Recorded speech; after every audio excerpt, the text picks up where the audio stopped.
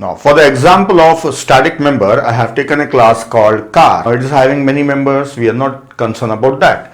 Just I have one static member, that is price. See, every car will have price, but the price is a common variable for all the cars of that particular class.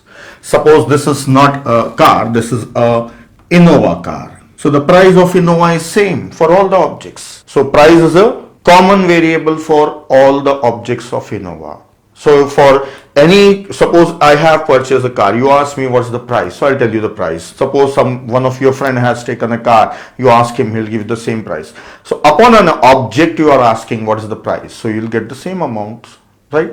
So initially I have declared here, so you know well that it has to be declared outside, so I made it as 20, that is 20 lakhs something. So that's the price. Now I also have constructor.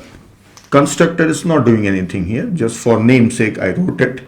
Okay, so not doing anything.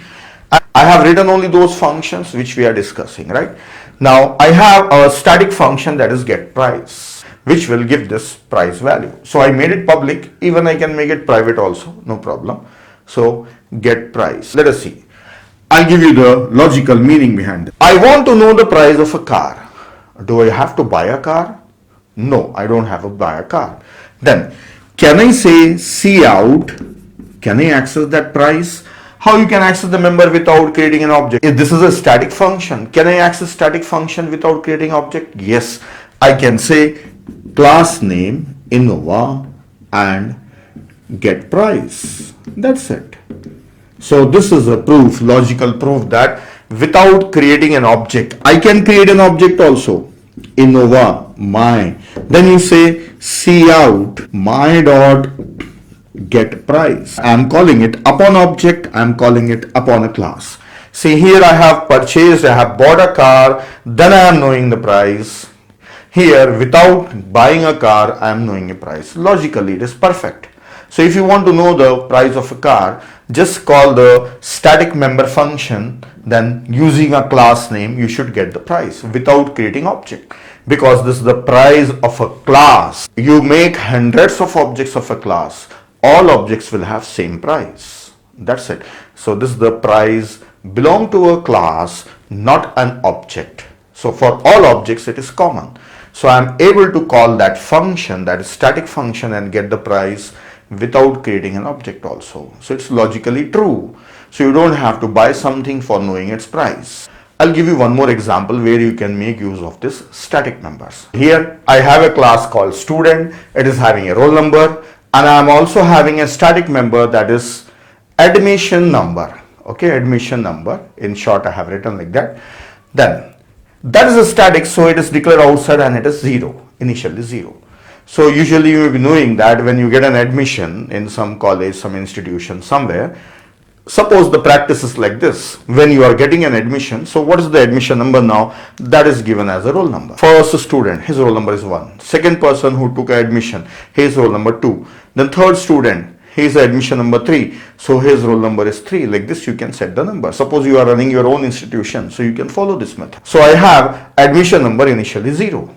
Now, how to know what should be the next admission number? So admission number is a static member of a class. There will be only one copy of admission number, and that will be increasing, and the next admission number is taken as a roll number of a student. So what I am doing in the constructor is admission number plus plus. Initially it is 0, it will become 1. Then what will be the roll number of the first student? Roll number 1.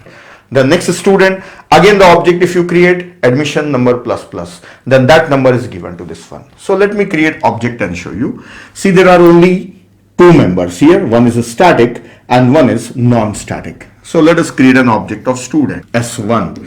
Then S1, what is the data member for this one? Just roll number, right?